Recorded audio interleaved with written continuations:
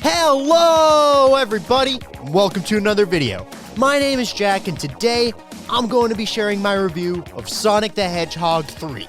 If you're new to the channel, be sure to like, subscribe, and hit that bell for notifications, and join me down below in the comment section to share your thoughts on Sonic 3 if you've seen it, and your expectations if you have not. So this weekend, the newest video game adaptation, Sonic the Hedgehog 3, dropped in theaters. This is the third film in the live-action franchise adapted from Sega's iconic video game series. The first movie I wasn't crazy about, but the second one was a total blast and way better than I thought it was going to be. And because of that, I was really excited for this third installment, and I've been anticipating it all year. So I went and saw it this weekend with my brother and my best friend, and here's what I thought. Although this movie is really absurd, and I get why it may not be for everybody, I think it's one of the best movies of the year and totally worth seeing because of its great action, constant hilarity, and emotionally moving story. On a visual level, this movie is great. On occasion, some shots of the CGI characters side by side with the human actors will look a little wonky, but other times, the eye candy color palette really helps them blend in with their live action setting. A lot of moments from this movie are gonna live rent-free in my head just because of how cool they look. Whether that be anything involving Shadow going around Tokyo in the first act, or the totally bonkers final battle. And in terms of action, this gives you everything you could ask for and more from a video game adaptation. The fight scenes draw a lot of inspiration from anime, and it never downplays the otherworldly power of these characters. As they confidently zip across the screen and clash with one another,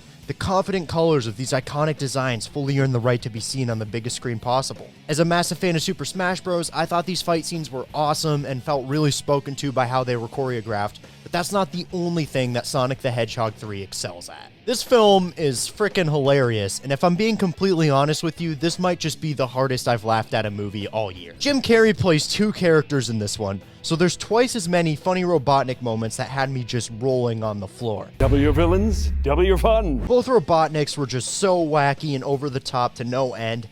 There's a ton of lines from both of them that I'm going to be quoting non-stop in the future, and I feel kind of bad for everyone else in the theater. That's how bad these guys had me cracking up. Jim Carrey's talked about going into acting retirement for the last few years, so if Sonic 3 ends up being his last movie like he suggested it might, it would be one hell of a swan song to a simply legendary catalog of films. And then Sonic and his friends were also a bunch of fun to watch too. Since this is the first Sonic movie where he's had a team together for the full runtime of the movie, you really get to develop a fondness for their chemistry and sibling-like banter. Ben Schwartz, Idris Elba, and Colleen O'Shaughnessy continue to voice their respective characters to perfection, and this is a trio I can't wait to go on more adventures with. But what I think is the strongest quality of this movie, the thing that makes it one of, if not the best video game adaptations of all time, is the strong emotional core at the center of its story. Because Shadow, played by Keanu Reeves, is one of my favorite performances of the year. He's not only a total badass with awesome design and a rad motorcycle, but he's got this tragic backstory that serves as the heart and soul of this whole film. He serves as a great contrast to Sonic because while their stories start out in very similar ways, they have very different environments that they grew up in, shaping them into complete different people. And they force each other's arcs in really mature directions that kind of made the whole movie for me. I legit caught myself tearing up in the theater because this movie has a great message about grief and not letting the pains of your past define your actions in the present,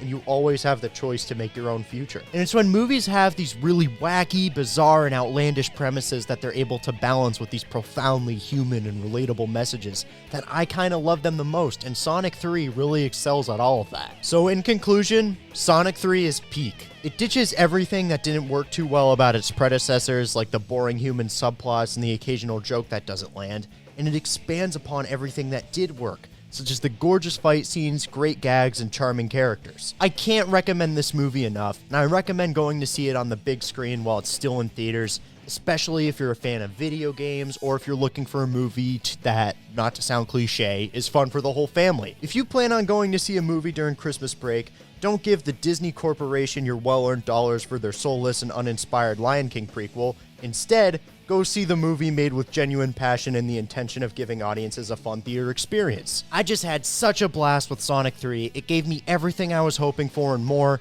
I gave it 5 stars on Letterboxd, and if you're on Letterboxd, you can follow me. My handle is Jack Higgins, and then in parentheses, The Geek Gossip. And I'm really excited to see where this franchise goes next. Also, my next upload after this one is going to be my top 10 favorite movies of 2024.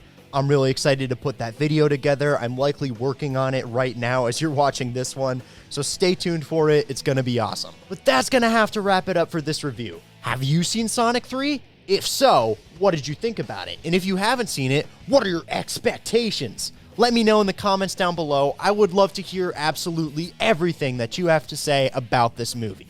But that's going to have to wrap it up for another video. Thank you so much for watching, YouTube. Until next time, I will see you on the flip side.